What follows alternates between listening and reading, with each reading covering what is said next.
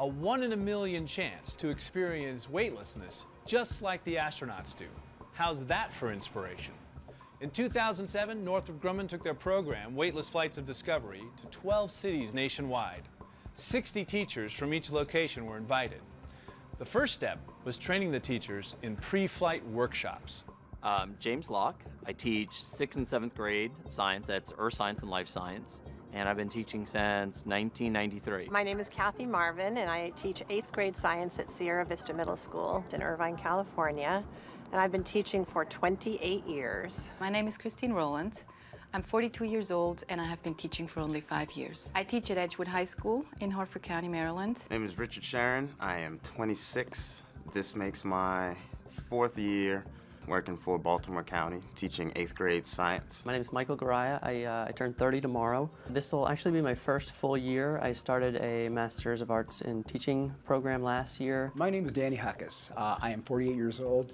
I teach on a small Indian reservation, very small school, about 110 students in junior high school. Science is my field, biology is my degree, and I've always liked animals. You know, it's the zoo, the farm, you know, that sort of thing. I went to undergrad for chemical engineering.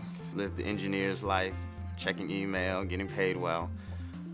It just so happened that summer the city of Cincinnati needed tutors for there because the public school was going through a mess.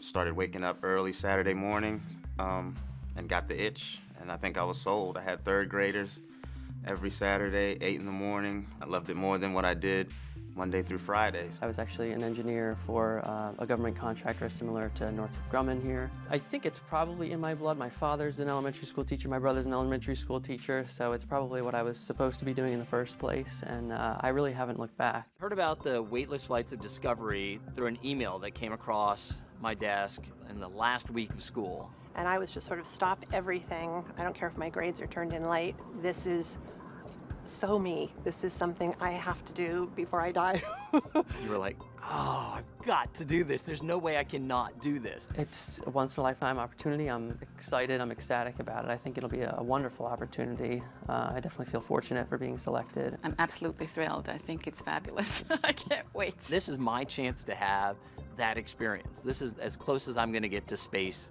I had to have that experience.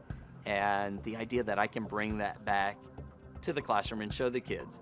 It's an adventure. I don't know whether it's intuitive to humans, but to see what's over across the river on the other side of the hill or in the next star system. What the whole purpose of this is, and it's been mentioned to you before, is that it's trying to provide educators with firsthand experience of what space travel's like. I have been a space nut. I've watched every televised launch from Mercury to the shuttle. As a kid, you read of the adventures of Tom Sawyer or Treasure Island, and it's the adventure. I mean, seeking the unknown, Star Trek, you know, to go where no one's gone before. I got to hear Sally Ride speak when I was 40 years old. She was talking about being weightless. She was talking about coming into Earth's atmosphere, and that I remember that she had a camera in her lap and she wanted to take a picture of what it looked like, but the G's were so strong she couldn't get the camera off her lap because she said it felt like an enormous boulder and she couldn't lift it. First of all, it's an amazing experience. I mean, this is not something that